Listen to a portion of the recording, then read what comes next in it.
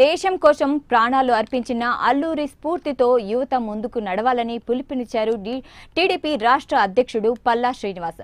స్వాతంత్ర సమరయోధుడు మన్యం వీరుడు అల్లూరి సీతారామరాజు జయంతిని టీడీపీ కేంద్ర కార్యాలయంలో నిర్వహించారు. స్వతంత్ర సమరయోధులను ఎప్పుడూ మనం స్మరించుకోవాలని పల్లా శ్రీనివాస్ అన్నారు. నేటి స్వేచ్ఛ వారి త్యాగ ఫలమేనని గుర్తుపెట్టుకోవాలని అన్నారు.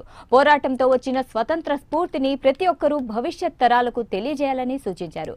సీఎం చంద్రబాబు, మంత్రి నారా లోకేష్లు అనునిత్యం ఇటువంటి మహనీయుల స్ఫూర్తితో ముందుకు వెళ్తున్నారని అన్నారు. కార్యక్రమంలో పలువురు టీడీపీ నేతలు పాల్గొన్నారు.